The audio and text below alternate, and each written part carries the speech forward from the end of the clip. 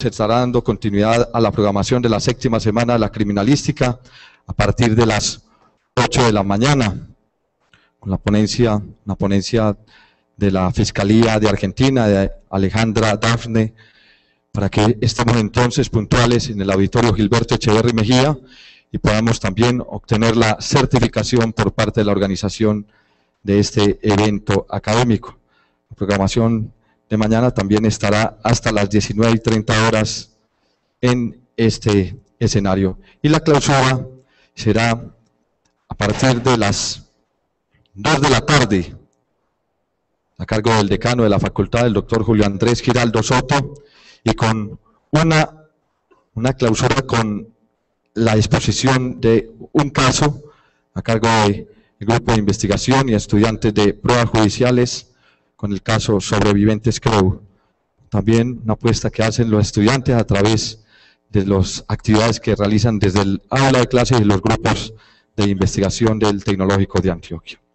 Continuamos entonces con la programación académica, con el tema procedimientos de exhumación, este tema también de análisis de casos, con evidencias, con fotografías, con la presentación muy vivencial de la realidad. Estará a cargo del doctor Gustavo Andrés Duque Serna. Él es abogado, fiscal especializado en la Unidad de Justicia y Paz de la Fiscalía General de la Nación. Fue fiscal destacado ante el Gaula del Ejército, CTI, Unidad de Inteligencia Militar. Es especialista en Derecho Penal y Financiero y abogado de la Universidad Pontificia Bolivariana. Recibamos entonces y le damos una cordial bienvenida al doctor Gustavo Andrés Duque Serna. Recordamos que este evento académico está siendo transmitido a través del canal de YouTube, el canal institucional TDA-TV, e igualmente a través de la emisora virtual www.tvaradio.com. Bienvenido, doctor Gustavo Andrés Duque Serna.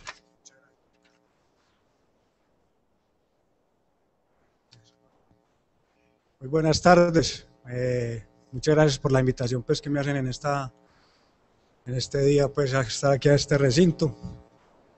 Yo les quiero compartir hoy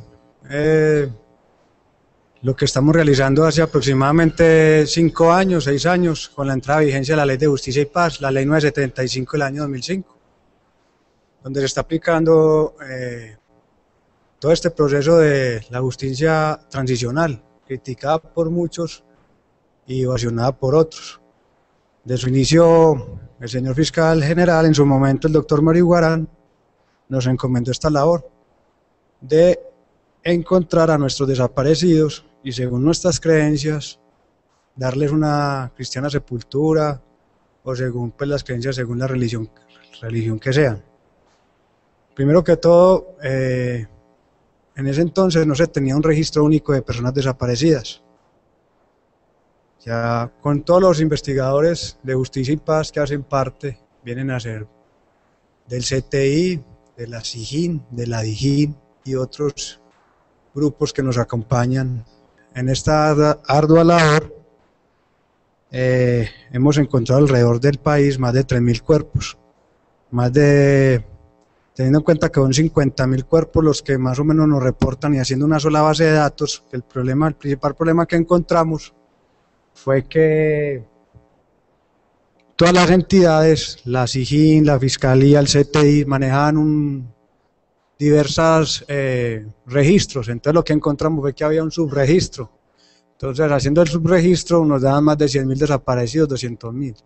Empezamos, tristemente lo digo así, porque esta labor es, pues, uno quiere encontrarlos vivos a todos, eso es, y por nuestras condiciones del conflicto que se vive acá en nuestro país, eso lastimosamente es muy poco los casos que encontramos hasta personas vivas. En fin, apenas organizamos la casa, por decirlo de esa manera, hay un registro más o menos de 50.000 desaparecidos aquí en Colombia, en nuestro territorio. Es una labor muy ardua, pues la estamos iniciando. Ya iniciamos, llevamos más o menos aproximadamente 3.000 cuerpos recuperados. En el país somos 16 fiscales que tenemos esa tarea, Y aquí en la zona occidente del país somos 3 fiscales. La mayor parte del tiempo, hoy me ven bien vestido, la pasamos en el monte, en las selvas colombianas, con grupos de criminalística, que están conformados, y seguramente me voy a encontrar con muchos de ustedes más adelante. Y ahora veo compañeros que están en la institución, a la cual yo presto mi servicio, del CTI, de la DIJÍN, antes del DAS, que ahora los incorporaron a la Fiscalía y según su especialidad. Pero para nosotros iniciar estas labores de exhumaciones necesitábamos primero recolectar pruebas, que ahí es donde entra el investigador judicial, lo cual ustedes están estudiando. Es un grupo aquí, pues, para poder identificar a las personas y dar con esa persona que estamos buscando, que está muerta y que la mayoría de las veces la encontramos desmembradas. Pues tristemente yo les voy a hablar cómo son las cosas. Las prácticas que usaban todos estos grupos al margen de la ley, llámese como sean paramilitares, guerrilleros, lo que son las mismas, tienen las mismas capacidades de atrocidad, de poner a su víctima en situación de volverlos una nada literalmente. Muchas veces no hemos podido encontrarlos, identificar los cuerpos, porque es imposible. Les han puesto motosierra, machete, ácido, de todo. Muchos de estos 50.000 cuerpos no los vamos a recuperar porque muchos de ellos los han tirado a los ríos o los han incinerado. Les hablo cómo son las cosas, pues. Cualquier pregunta que me quieran realizar, estoy presto a hacer, no hay ninguna pregunta tonta. Inclusive por la pregunta más tonta que se ha realizado, hemos identificado sus cuerpos y hemos dado con las personas que han cometido esa conducta delictiva. Bueno, al momento nosotros manejamos una base de datos que se llama CIGIP. El CIGIP es, para algunas, es como lo que maneja la base de datos de la policía o el ejército, y la cual nosotros tenemos todas esas víctimas y esos desaparecidos. Cuando ya sabemos más o menos qué persona se encuentra en qué parte del territorio del occidente del país, que es el que a nosotros nos toca, iniciamos labores por mortem y antemortem. ¿Para qué? Porque la idea no es ir a exhumar. Mucha gente cree que el trabajo de nosotros es sacar restos y listos, no. Nosotros nos tenemos que acoplar a todos los protocolos de Estambul y Minnesota, que son los que nos rigen y nos dicen cómo se deben establecer una exhumación como tal y las prácticas que se deben realizar. Porque si fallamos en uno de esos protocolos, en un juicio, nos van a tumbar el proceso y seguramente esa persona que ya tenemos judicializada y fue la persona que tenemos a título de certeza que fue aquella que cometió esa conducta, va a quedar libre. Y posterior a eso viene una demanda para la Fiscalía y se repite contra nosotros. El grupo de exhumación está conformado para cumplir los protocolos, está conformado por el fiscal, que es como el director de la diligencia, un antropólogo, un topógrafo, un fotógrafo y varios investigadores de criminalística. Ahora, cuando lleguemos a la parte del laboratorio, les voy a explicar todo lo que se necesita para que esto tenga un fin. Yo siempre le digo, un triste fin, alegre, porque al menos vamos a entregar a esas personas, a sus seres queridos, bien sean huesitos, pero ellos los van a poder rezar, estar tranquilos, según pues las creencias que ellas tengan. Bueno, nosotros no podemos realizar estas diligencias sin el apoyo fundamental de los grupos contraguerrillas y grupos de jungla, del ejército y de la Policía Nacional. Nosotros estamos aquí como por decirlo así, muchos de nosotros estamos aquí en la ciudad, verdaderamente allá en las selvas, en esos sitios alejados, olvidados por el Estado, es donde se ve verdaderamente qué es lo que ha pasado, y esas personas que han de muy escasos recursos económicos son los que le han puesto el pecho a este conflicto que lleva más de 50 años. Cuando tenemos ya toda esta labor y la seguridad por parte del ejército y la policía, iniciamos a terreno, con ya toda una labor por morte, sabiendo pues quién es la persona que vamos a ubicar. Iniciamos el proceso de exhumaciones. Nos toca caminar 7 horas, 8 horas, dormir en el monte ahí tirados. Nos toca andar muchas veces con los postulados de la Ley de Justicia y Paz. Sacar a aquellas personas que están recluidas en los centros penitenciarios, pero quieren beneficios para rebaja de penas. Eso se vuelve como una familia, que ahí participamos todos, inclusive hasta la víctima, porque las condiciones en esos terrenos son muy precarias. Ahí se aguanta hambre, frío, necesidades, enfermedades. Esto lo ha catalogado la prensa, inclusive nosotros mismos, los que nos han acompañado, como un apostolado. El que quiera meterse a esto y seguramente va a estar ahí, y veo personas que están ahí. Una cosa es estar aquí en la ciudad, muy bueno, porque usted sabe, tiene muchas comodidades. Cuando usted esté allá, usted sabe que va, pero uno muchas veces no vuelve. Al grupo en los cuales que nosotros dirigimos, al menos en mi caso, hemos sido objeto de 3 atentados, una bomba por el frente de Centro de la FARC, varios hostigamientos por los lados del oriente antioqueño, por el frente 9 de la FARC, y por el frente 36 de la FARC, donde por los lados entre Mandé, donde estaba el campamento donde mataron al exgobernador de Antioquia y al doctor Gilberto, asesor de paz. Bueno, las víctimas, los familiares de las víctimas tienen todo derecho a ir a las exhumaciones. Nosotros debemos de dar la aclaración de que van por su propia cuenta y riesgo. Es un derecho que ellos tienen por ley, y verdaderamente muchos de ellos no acompañan, muchos de ellos no. Hasta ahora no ha pasado nada, un muerto en la comisión pues, de estos señores, de familiares de las víctimas.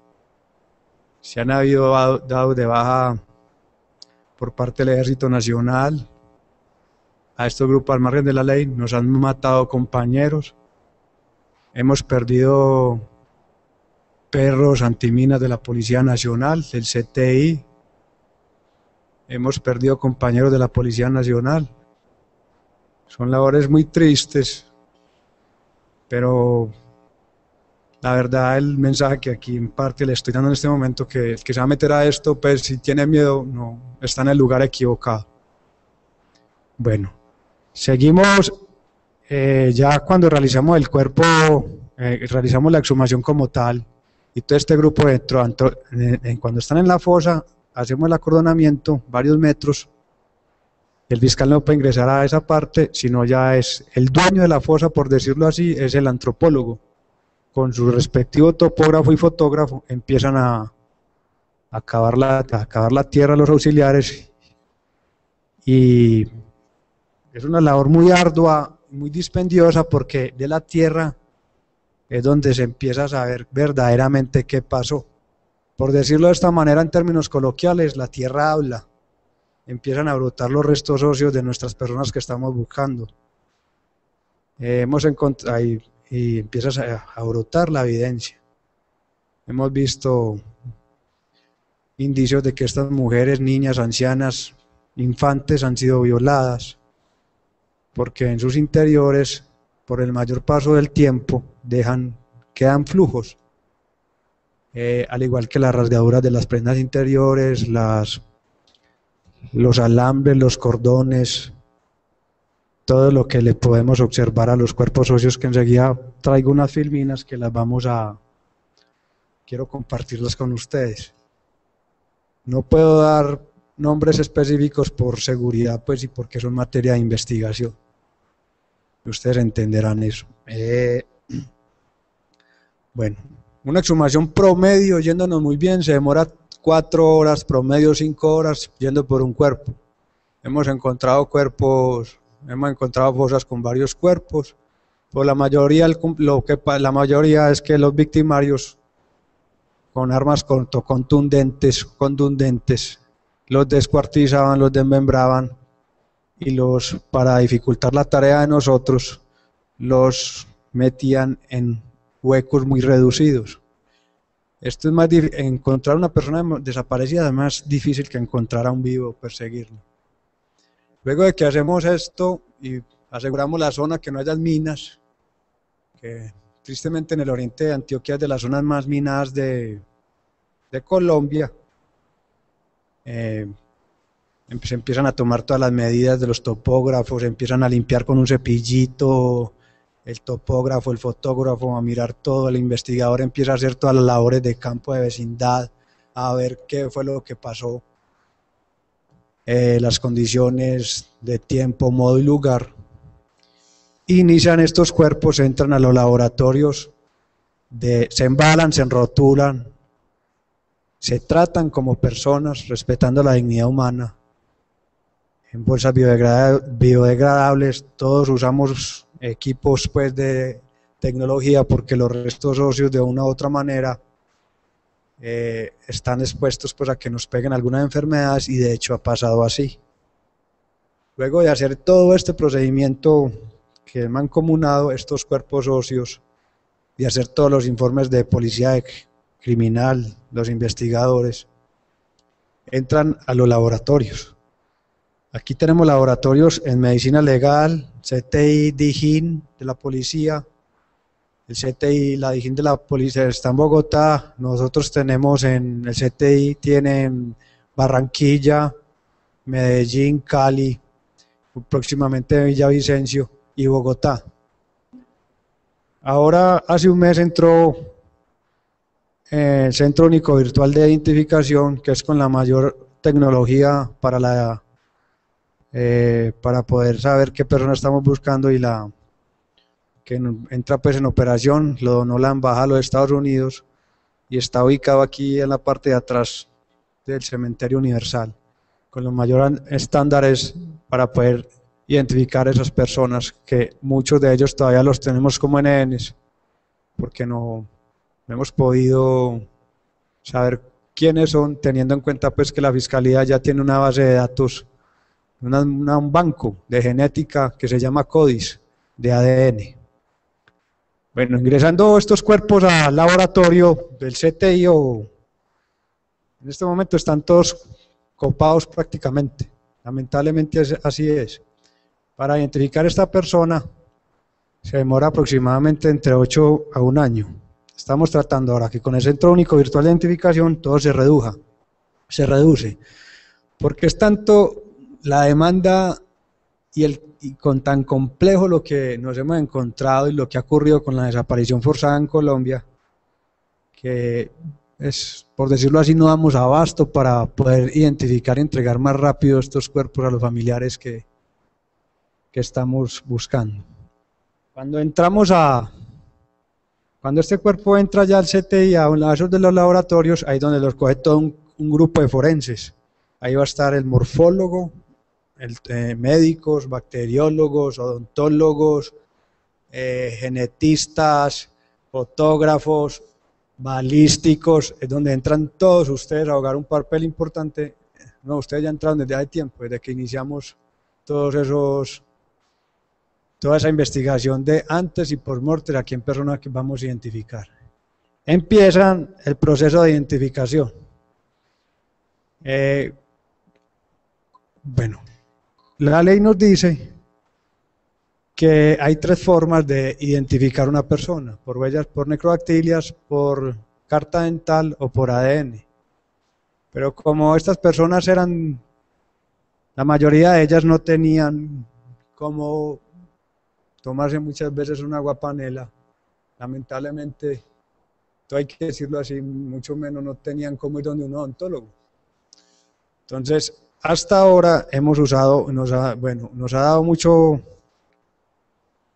resultado la muestra de ADN, pero esto quiere decir con todo lo que hemos montado del banco de CODIS, del banco de genética que tiene la Fiscalía, que son millones de muestras, que hemos hecho jornadas a nivel nacional para tomar la muestra a todas estas personas que están buscando a sus desaparecidos, y hemos encontrado muchos cuerpos de ellos, pero todavía hay unos que no se han podido entregar.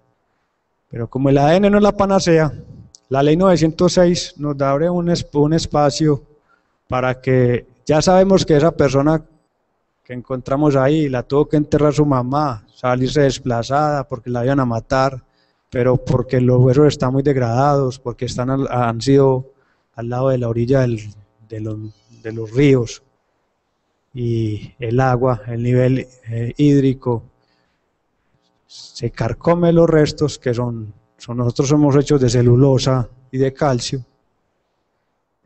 La ley 906 nos da una posibilidad en que cuando nosotros, el investigador como tal, ya haya hecho un informe detallado, claro, preciso y conciso de que esa persona estamos buscando y que efectivamente tenemos un gran porcentaje de certeza que es la persona que vamos a entregar a sus seres queridos, la ley nos permite eso, ya hablar con los médicos, con una junta de médicos para que ellos nos registren. Luego de que registren esa muerte, ya iniciamos la parte administrativa, que antes nos tocaba ir a todos esos lugares más remotos a registrar la muerte donde lo habíamos encontrado, pero ahora por la ley antitrámite ya nos da la posibilidad de registrarlos en cualquier notaría o registraduría, pues siempre y cuando teniendo el registro, teniendo el certificado de defunción, los informes de genética, en su caso si está por ADN, o los informes de carta del odontólogo, o el informe de esa junta de médicos, o el informe de la necrodactilias. Esas son las tres únicas formas que hay para identificar en Colombia, ahora la que nos da posibilidad con la ley 906. Bueno, cuando iniciamos ya el proceso como tal, ya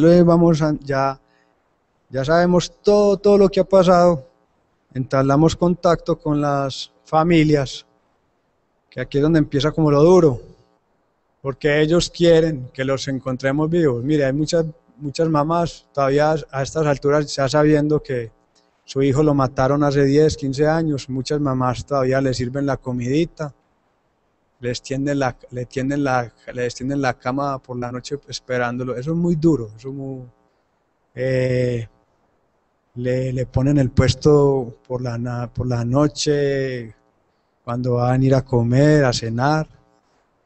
Y créame que cuando uno va a darle esa noticia, tenemos que estar acompañados de psicólogos y médicos, porque ahí esa descarga emocional pues es demasiado grande. Se nos han desmayado, han habido casos que le han dado preinfartos, pero tienen que saber la verdad de las cosas. Entonces ya iniciamos este proceso de entrega de los restos, y hemos tenido un gran apoyo de organismos internacionales como lo puede ser la OIM, los Países Bajos como Holanda, la Embajada de los Estados Unidos, y con nuestros psicólogos pues, de la Policía Nacional, de la Fiscalía, participan muchas ONG, en este caso aquí en Antioquia la Gobernación, la Alcaldía de Medellín. Se hace con ellos pues todo lo que es pues, la cuestión de un proceso psicológico para que ellos empiecen a descargar todas las emociones que tengan y puedan empezar a hacer el duelo. En ese momento, ya cuando se realiza todo eso, hacemos una ceremonia, porque pues, las personas tienen que tener respeto por la dignidad humana, y se entregan los cuerpos y los llevamos donde ellos quieran hacerle pues su inhumación, cualquier parte del país, para que según sus creencias ellos los entierren, ¿cierto? Bueno, posterior a esto, ya nosotros le pasamos todo el informe, todo el paquete completo a todas estas personas, a los superiores de nosotros, que son los magistrados, los fiscales delegados ante el Tribunal de Justicia y Paz, para que ellos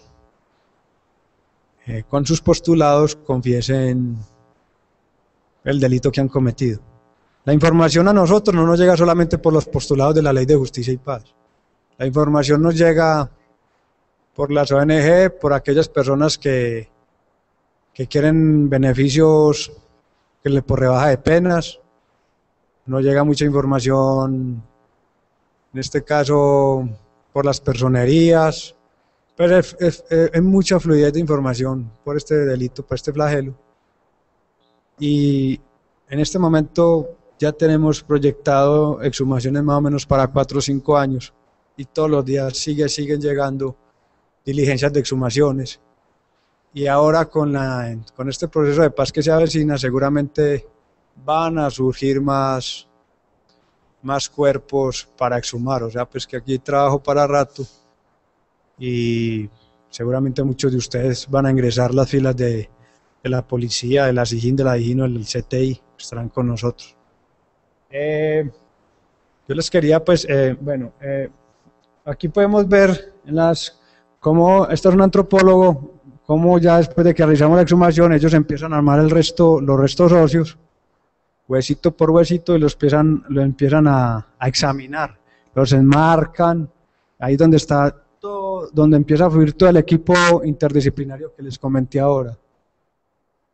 Balístico, por ejemplo, este señor se podemos ver que le dieron con arma de largo alcance, pues o elementos cortos contundentes.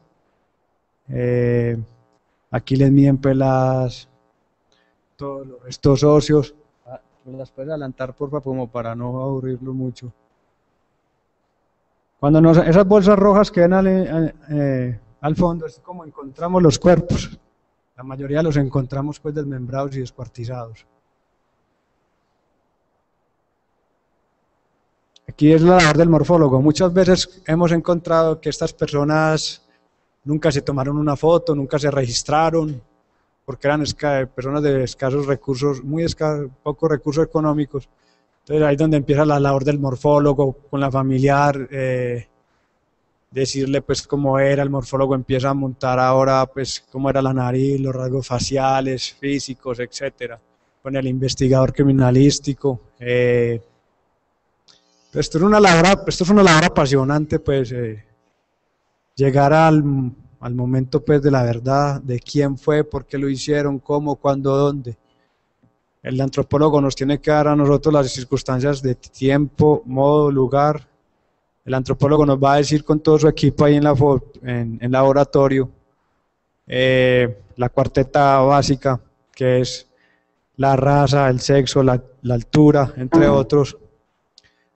Ellos pueden llegar a decirnos de cuántos años ya más o menos iba a morir el señor, qué proyección de vida tenía, qué enfermedades tenía. Mejor dicho, el resto, los cuerpos humanos, los restos, hablan por sí mismos. Esta señora que ven aquí, nunca conoció a su papá. Esta fue una exhumación que se realizó en Santa María la Antigua del Darién, municipio de Unguía, el departamento del Chocó. Municipio de Unguía, esto en el Chocó, el corregimiento Santa María, la Nueva del Darién. Este fue muerto por el grupo Elmer Cárdenas de los Autodefensa, y a este señor cariñosamente le decían el culebrito y lo mataron a garrote. Lo pusieron a hacer ellos mismos lo pusieron a hacer su fosa y posteriormente lo cogieron a punta de garrote y lo mataron. La niña, esta señora que ya es una adulta, nunca lo conoció, pero gracias a la labor del morfólogo se logró establecer pues la identidad plena y todo lo que les he venido contando aquí anteriormente. Donde sea vamos, donde el lugar que vaya vamos. Lo que pasa por allá es totalmente a lo que vemos acá en Medellín, pero aquí en las grandes ciudades de Colombia. Allá es donde verdaderamente se ve la realidad de lo que está ocurriendo. Yo digo que yo tengo el privilegio, un duro privilegio de saber qué es lo que pasa en el país. Bueno, ¿alguien tiene alguna pregunta o le pueda aclarar o algo? Esto es como una conversación amena.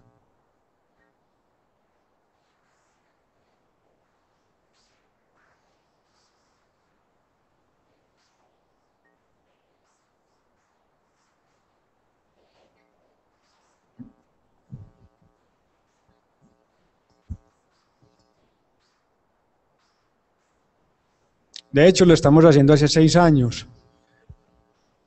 con el proceso de desmovilización de la FARC. Pero lo que se ve venir es que va a ser algo como parecido como lo que pasó con las autodefensas. Hay muchos frentes de la FARC que se quieren desmovilizar, esperando órdenes de los altos mandos, y ya inclusive, por ejemplo, ya tenemos varias fosas. Ya Karina, por ejemplo, que era una de las comandantes de aquí de la FARC del Frente 57, ya tenemos un centenar que ella tenía el mando. Ya, yo creo que a principios del otro año empezamos esa etapa con la FARC y en su momento con Karina, pues esto es una labor más que todo humanitaria, pero los actores del conflicto no lo entienden y nosotros, por decirlo así, somos objetivo militar de muchos de ellos. Sí la tenemos ya los laboratorios. Si me hubiera hecho esa pregunta hace 6 años, yo te hubiera dicho no. Sí la tenemos los equipos, tenemos la gente preparada, necesitamos personas como ustedes, constantemente están entrando a la Fiscalía, a la SIJIN, a la DIJÍN, y le estamos dando respuesta, estamos recuperando a nuestros muertos y le estamos dando una respuesta dentro del marco de la Ley de Justicia y Paz a todas estas personas que están buscando sus seres queridos. Bueno, ¿alguien tiene otra pregunta o algo?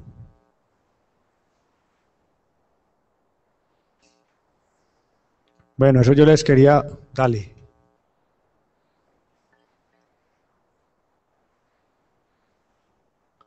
Sí, te voy a decir por qué.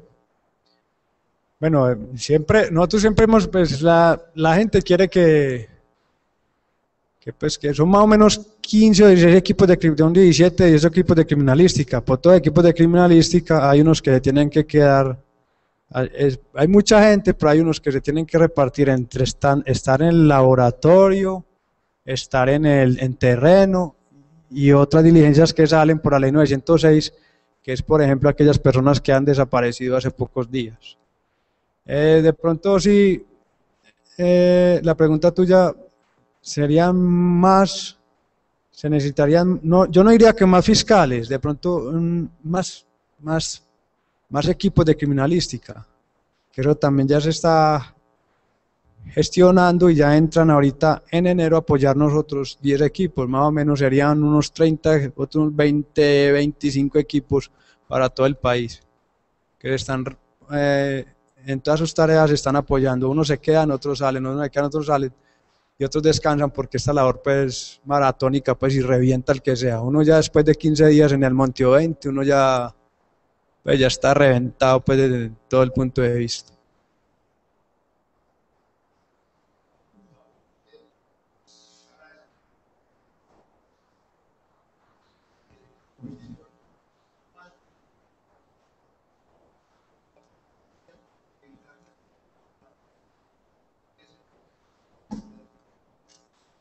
No, un dato exacto no.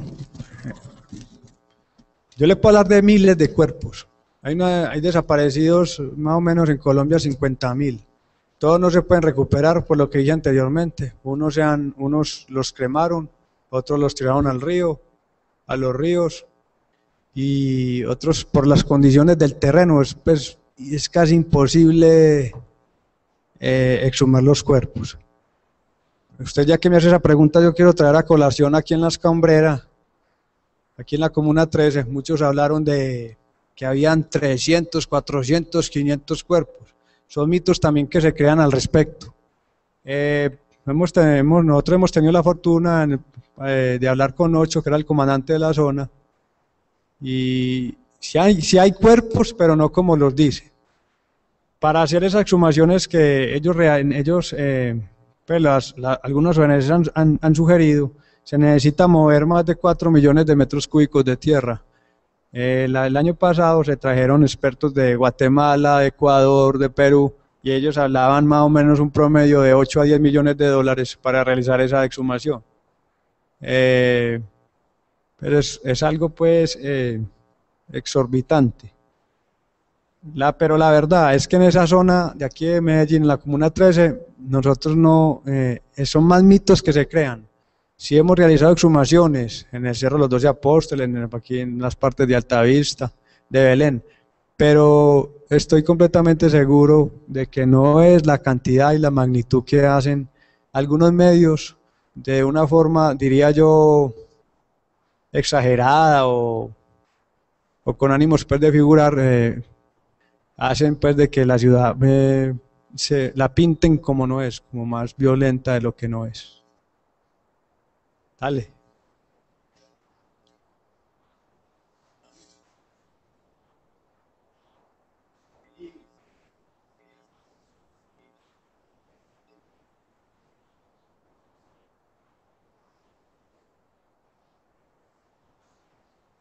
No.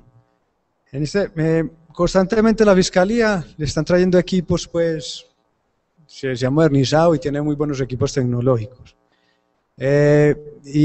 Claro, nosotros tenemos que entregar todo el informe completo, inclusive con el IBIS, lo que usted está diciendo, lo tenemos que entregar inclusive con el IBIS porque según los informes de balística necesitamos saber pues la proyección, la distancia, orificio de entrada y salida. Usted más que yo sabe el tema, entonces lo que le dijeron es mentira, el IBIS sí está funcionando en este momento. Dale, viejo.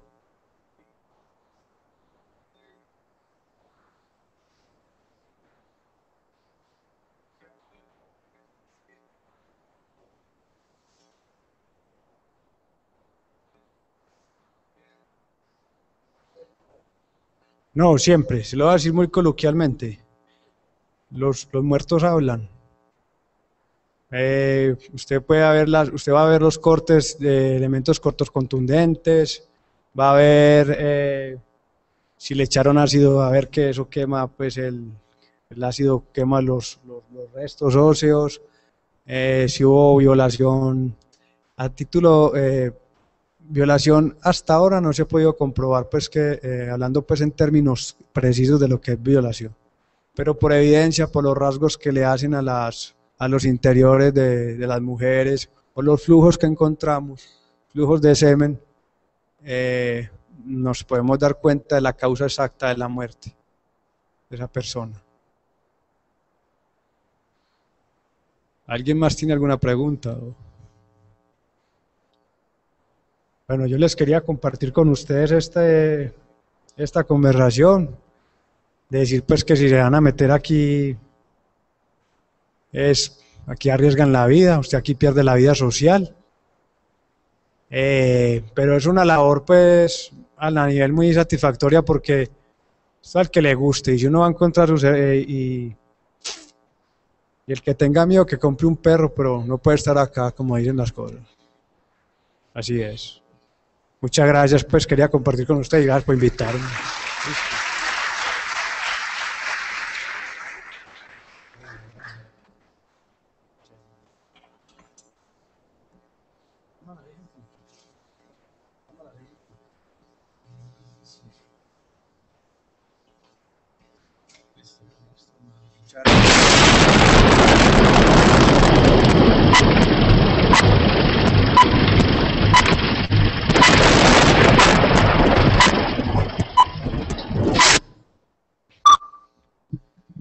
Bueno, queremos agradecer al doctor Gustavo Andrés Duque Serna por su participación con su ponencia con respecto a los procedimientos de exhumación.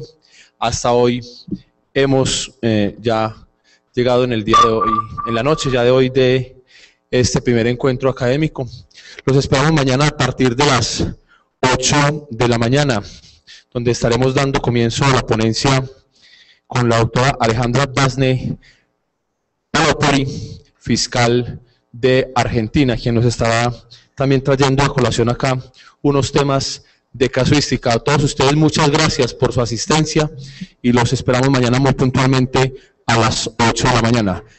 Séptima semana de la criminalística casuística, un encuentro con la realidad. Servían, sino que trabajaban en esta unidad de persecución al crimen organizado. Solo para explicarles un poco, esta unidad trabaja con los crímenes más difíciles como asesinatos, tráfico de drogas y otro tipo de crímenes que no llegan al umbral de la adopción por una agencia mayor. como la agencia que yo trabajo, por ejemplo. En este momento de la investigación, el CID, a pesar de que había allí policías, no tenían evidencia para conectar los dos ataques, pero tenían obviamente que estar pensando de que estos dos hombres estaban trabajando juntos y que siempre había posibilidad de que estuviesen conectados. La primera cosa que los oficiales hicieron es que fueron contactados, o contactaron mejor a John Davis y Daniel Wright, y decidieron y les pidieron para que fueran con sus familias a unos hoteles lejanos del área de sus casas para que estuvieran en un mejor y seguro ambiente. En este momento nadie sabía por qué los ataques habían sucedido, cuáles eran los motivos, así que es muy importante que sin un motivo ellos asumen que es el peor caso y entonces lo mejor es ponerlos en un medio ambiente que sea seguro para ellos. Una vez de que las familias fueron consideradas seguras, el CID invitó a todos los adultos en la familia para considerar quienes que ellos conocían podía tener cualquier razón para tratar de asesinarlos y también para matar a los esposos, las esposas y sus hijos. En particular, John y Daniel se les preguntó considerar y analizar cada investigación en los que estaban trabajando o hubiesen trabajado en los últimos meses para que pensaran en algo y pudiesen ayudar a la investigación, en este caso. Después de mucha consideración y de pensarlo, las familias no identificaron a alguien que ellos sintieron podía complicarse o presentar una amenaza para ellos. Y a medida que, o a pesar de que John y Daniel pues estaban trabajando contra criminales muy importantes, ninguno salió como que guardara un rencor contra ellos. Yo creo que es diferente en el Reino Unido a lo que pasa en otros países. Por ejemplo, Colombia. El Reino Unido es muy raro para que los criminales organizados como tengan ataques físicos directos contra los oficiales de la policía. Ya, por varias razones, los criminales en el Reino Unido tienen como un código interno y uno de sus principios es no atacar a los policías porque está llamando muchísima atención que no es deseada para ellos. Y si ellos quieren atacar a un policía, por ejemplo, el curso normal de las acciones para ellos es intentar, por ejemplo, corrupción a través de encontrar una motivación para ellos y darle a ellos lo que sea que él necesite para poder corromper su actividad. En el Reino Unido es muy inusual atacar a cualquiera sin haberlos amenazado primero. Es muy raro, es muy diferente. Para este caso entonces todavía continúa siendo un misterio lo que había sucedido.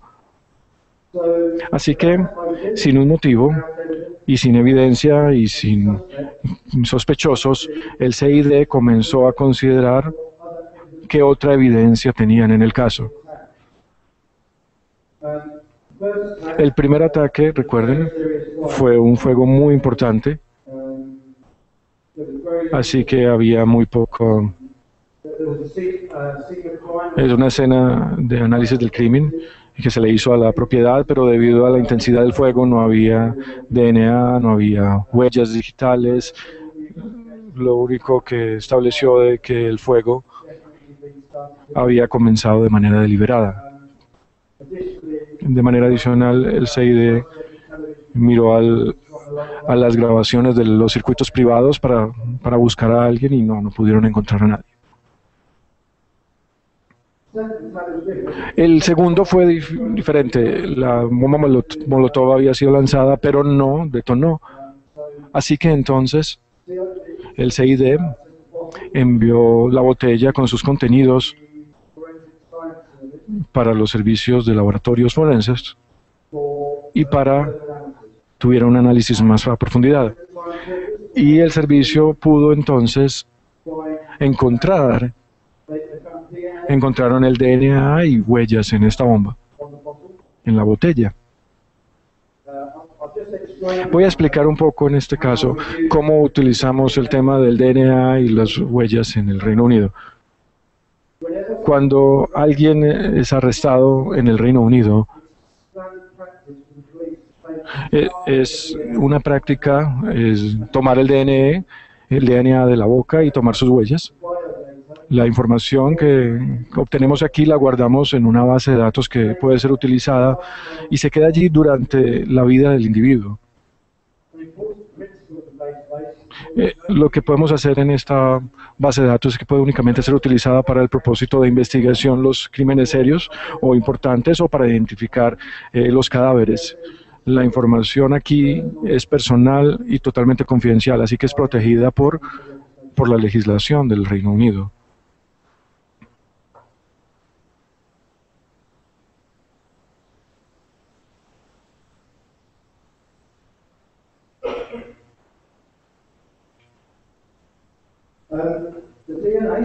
El DNA y la información que encontramos, o el AND que encontramos allí, fueron analizadas contra una base de datos y encontramos que había un individuo con sus huellas que se llamaba Philip Bond.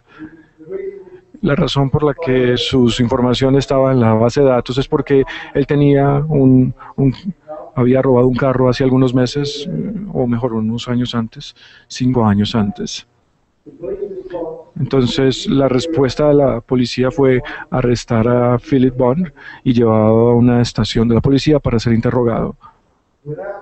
Sin demorarlo, él admitió que había llevado y había atentado contra las 2 casas, sí, pero cuando la policía le preguntó por qué había atacado las casas, él se negó a discutir cualquiera de los detalles.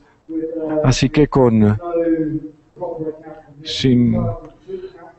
sin razones aparentes, se fue acusado con 2 intentos de asesinato y fue sentenciado a Crown Court, que es la corte más importante en el Reino Unido, para 2 sentencias indeterminadas de vida, una por cada uno de los ataques realizados.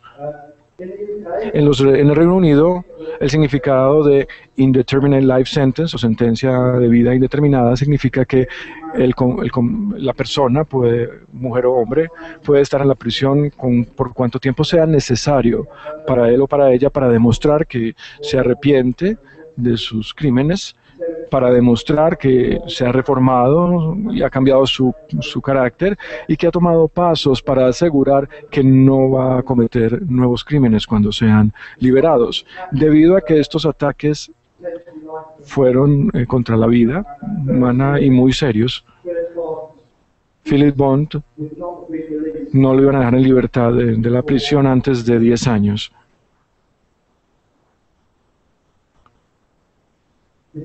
Debido a que Philip Bond no habló con la policía sobre las motivaciones que tuvo para estos ataques y debido a que el CID no tenía más evidencia en el momento,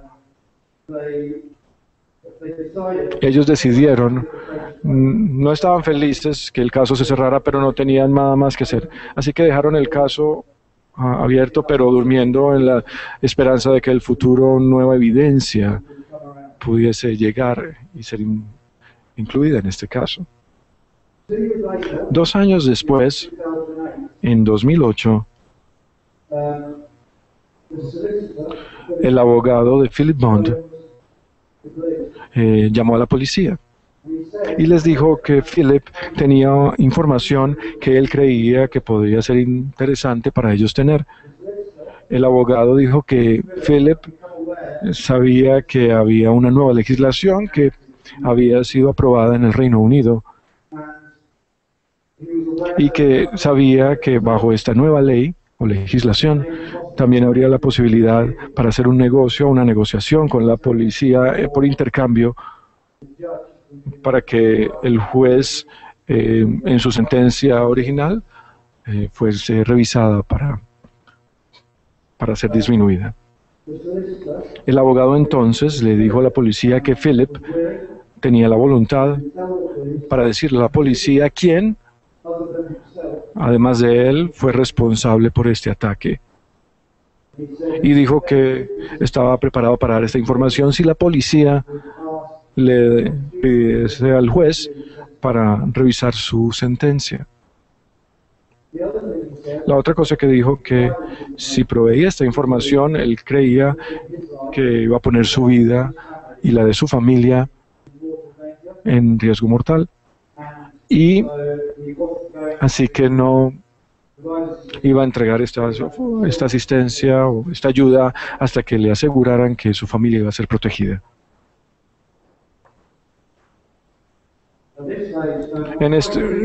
Voy a leerles esto, pero para que puedan ser traducidos para ustedes. En este momento, entonces, voy a explicarles un poco cuál es esta legislación de la que hablaba Philip. En 2005, el Parlamento del Reino Unido aprobó una nueva legislación que se llamó la Ley para la Policía contra el Crimen Organizado. Este tipo de ley ayudaba con la seguridad pública y el orden público, pero también incluía nueva legislación para ayudar a la policía, formalizando los procesos como estos del que estamos hablando. Así que en la sección 74 de esta ley le permite a un investigador referirse para que se analice en la corte, para que se envíe de regreso el caso a la corte para ser revisado si ciertas condiciones son llenadas y que todavía estuviese sirviendo la sentencia. Entonces lo que ayudó para Philip Bond es que su ayuda, entonces pudiésemos regresar con esta ayuda al juez, pero el juez obviamente tenía que revisar el caso y definir lo que iba a suceder con él. La segunda parte de esta ley que es relevante a este tipo de situación es esta sección 82, que le entregó entonces nuevas provisiones. Genera una obligación del Estado para proteger a alguien que está en una relación especial con las autoridades públicas. Y una relación especial básicamente significa que alguien que está ayudando a la policía.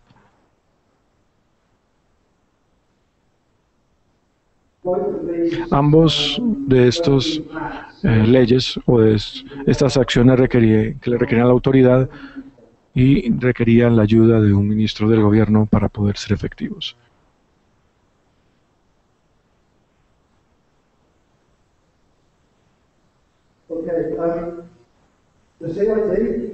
El CID buscó y recibió entonces permiso del ministro para ofrecerle un acuerdo, una negociación a Philip para entregar esta información. La justificación fue que en la base de la proporcionalidad, lo que la policía le dijo al ministro es: este hombre trató de matar a 2 oficiales de la policía, cualquier ataque contra la policía es un ataque directo contra la autoridad, y por consiguiente ofrecerle a él una negociación es proporcional a la ganancia importante y potencial que vamos a obtener de la información que nos entregue. Una vez que la decisión se hizo, su asistencia sería entonces aceptada. La mejor práctica en los del Reino Unido lo que nos dicta es que hay un curso que debe suceder, es que la persona que hace el ofrecimiento tiene que ser tomado entonces su indagatoria, entregar su testimonio a través de una estructura que ya está muy definida. Así que lo primero que hicieron fue, porque estaba proveyendo la asistencia, obviamente lo sacaron de la cárcel y lo llevaron a una ubicación donde pudiese estar asegurado y pudiese ser escuchado entonces. La primera parte del proceso que estuvimos aquí escuchando, el interrogatorio, lo llamamos purging, que habla de la depuración de cargos. Purgar los cargos, entonces, es que el individuo admita que cada crimen que haya cometido, que no se haya descubierto. Entonces, en ese momento, es una parte central de este proceso, porque de un momento a otro, entonces, la policía puede utilizar la asistencia de esta persona como evidencia, y lo que hace el purgar los cargos, entonces, es ayudarle a la policía para convencer al jurado en la corte, para que la evidencia tenga integridad y que esta persona está diciendo la verdad en el momento en que estuviese en el interrogatorio. En la medida en que el individuo entonces admite los crímenes que no han sido descubiertos, y al final del proceso, entonces, para que se revise la sentencia, entonces los nuevos crímenes son llevados y tomados en consideración. Después del purgar los cargos, Philip, entonces, en este caso, fue llevado a través del proceso de describir exactamente cómo participó y estuvo envuelto en estos crímenes, y quién más era responsable y por qué.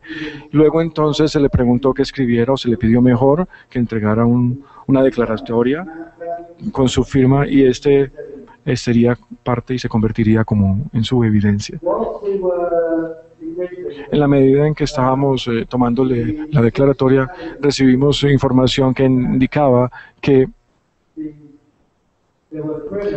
había criminales que se habían dado cuenta que estaba dando asistencia a la policía, y estos criminales estaban buscando entonces atacar a su familia para que cambiara entonces de esa manera y bajo presión su forma de ayudar a la policía. Así que hicimos entonces todo un análisis de riesgo de su familia, y los resultados concluyeron que sus vidas ahora entonces estaban en un peligro real e inmediato. Entonces, en ese momento no teníamos otra oportunidad ni otra opción que comenzar en un proceso muy costoso y largo, proceso de protección a los familiares de Philip. Y en la medida en que la familia recibiera entonces una reubicación completa y un cambio de identidad, para nosotros es el nivel más alto de protección que tenemos en el Reino Unido. Nuevamente, entonces, pudimos justificar las medidas de proteger la familia en el tema de la proporcionalidad del caso que estábamos analizando.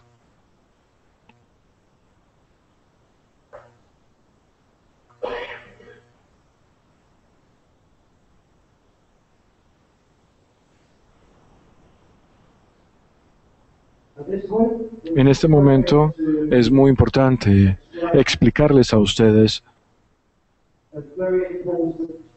un principio muy importante en el proceso de aceptar la ayuda de alguien que está conectado a un crimen.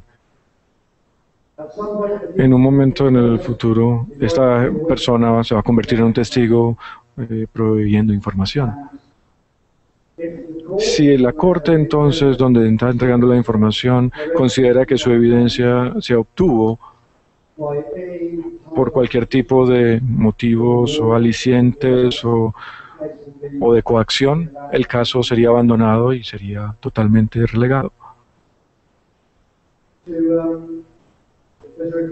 Hay un requerimiento en la policía del Reino Unido para demostrar que no ha habido coacción, no ha habido recompensa, así que durante el proceso de interrogatorio es muy importante que la persona, en este caso Philip, sea tratado exactamente como lo sería en las circunstancias normales. Y sus circunstancias normales es que es un prisionero. Así que durante el proceso de interrogatorio, en su caso, que duró más o menos 3 semanas, él tenía que comer la misma comida que lo comería en la cárcel, en el mismo momento, en las mismas condiciones, debería dormir y tenía que hacer ejercicio, por ejemplo, de la misma manera y de las maneras como lo haría en la cárcel. No podía recibir ningún tipo de privilegio que no recibiría entonces si estuviera todavía en la cárcel, y de la misma manera no debería tener ninguna desventaja porque pudiese ser visto entonces como una coacción. Así que se le permitían visitas de la familia hacer llamadas telefónicas como en la prisión, inclusive comprar cosas con su propio dinero como lo haría en la cárcel. Paralelamente a esto, a esta situación, su familia también debía recibir no más o menos de lo que normalmente recibirían. Si perdieron entonces ganancias, pueden ser compensados, pero si tienen deudas, por ejemplo, deben seguir siendo responsables por ellas. Inclusive, a pesar de que no tuviesen la misma identidad antes, sino que tuvieran una nueva. Tenían que ser acomodados en un gasto público, en un plazo rápido, pero no en una casa mejor de lo que tenían antes. Cualquier rumor sobre que los testigos sean ubicados en lugares exóticos, yo creo que son totalmente míticos y son falsos. Cuando él dio su evidencia, el CID, la oficina de investigación, tenía que demostrarle a la corte que habían seguido al pie de la letra este tipo de procedimiento.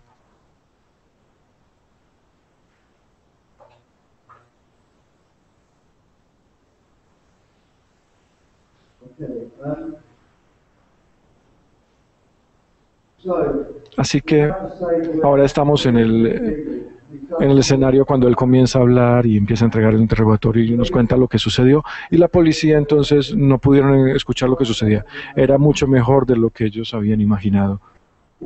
Lo que Philip dijo es que un criminal muy importante y jefe de una pandilla con una historia muy larga de violencia, intimidación, tráfico de drogas, tráfico de personas, el hombre que se llamaba David Lewis había buscado a Philip. Lo que David Lewis le dijo a Philip es que él quería perpetrar una serie de ataques contra los dos oficiales de la policía como un acto de venganza y quería que sus familias y ellos fuesen asesinados. Lewis le dijo a Philip que la razón por la que quería asesinar a estos policías era porque antes de la Navidad habían buscado su casa por evidencia de su tráfico de drogas. Y obviamente como estaban allí buscando en sus casas,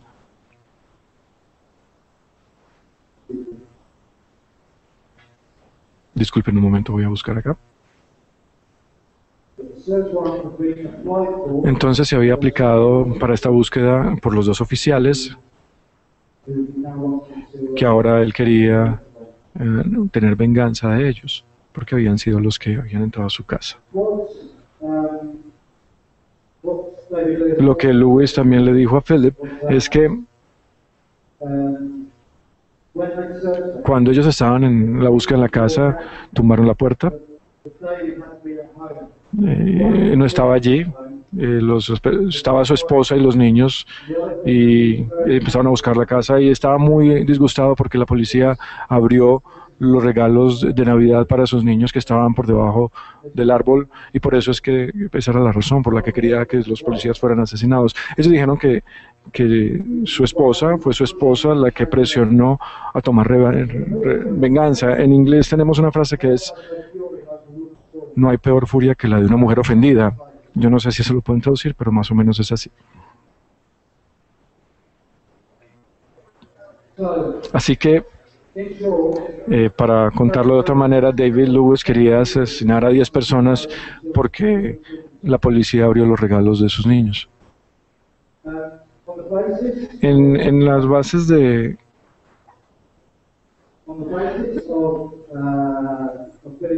la evidencia que Philip entregó, David Lewis fue arrestado, pero cuando él fue arrestado y fue interrogado, él insistía que era inocente. De cualquier manera, la policía sintió que la evidencia de Philip era lo suficientemente fuerza para llevarlo ante un jurado, así que le dieron 2 cargos de incendio para asesinar a estas personas, y fue entonces condenado ante un jurado de 12 personas. Philip fue el testigo material, y fue posible convencer entonces al jurado que estaba diciendo la verdad, a pesar de que él fue el que hizo los ataques y a pesar de que David Lewis continuaba diciendo que era inocente.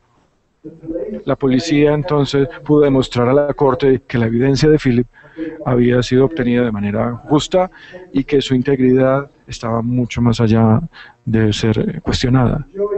Entonces el jurado encontró que Philip y encontraron que Louis Gulty entonces fue culpable y fue sentenciado a 18 años de prisión. El juez dijo que la evidencia fue evidencia vital, importante, sin la cual David Lewis no hubiese traído a cuenta por haber orquestado este tipo de eventos. Para concluir, la investigación de David Lewis no hubiese sucedido antes de abril de 2006, porque no teníamos una ley que fuese disponible y que trabajara con este tipo de circunstancias. La introducción de la nueva legislación permitió no solamente el hecho de que el Estado pudiese hacer una negociación con Philip, pero también le ayudó a Philip tener la confianza de que si él entregaba esta asistencia vital, se le iba a garantizar la protección. Para que un testigo sea libre de cualquier temor en cualquier juez o jurado es un principio fundamental. Y segundo, el proceso que asegura que la evidencia fue recuperada o tomada sin presiones y que fue totalmente integral y se mantuvo totalmente intacta. Finalmente, para finalizar la historia, Philip obtuvo su deseo y su sentencia fue reducida y fue 2 años y medio de su sentencia original o de su condena original. Desafortunadamente trató de robar un carro 6 meses después y regresó a la prisión por 2 años y medio. Philip y su familia se van a mantener en protección en este programa por el resto de sus vidas y nunca pueden regresar a su casa. Ese es el final de la presentación. Muchísimas gracias por escuchar. Si tienen preguntas, por favor, muchas gracias, se las puedo responder.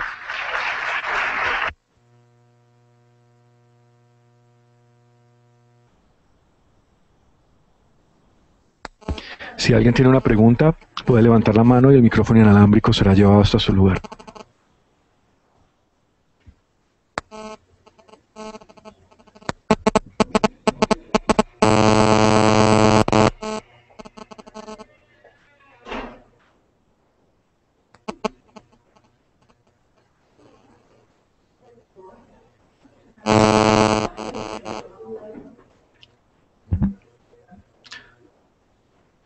Can you put your equipment on? Oh, thanks a lot. Appreciate it.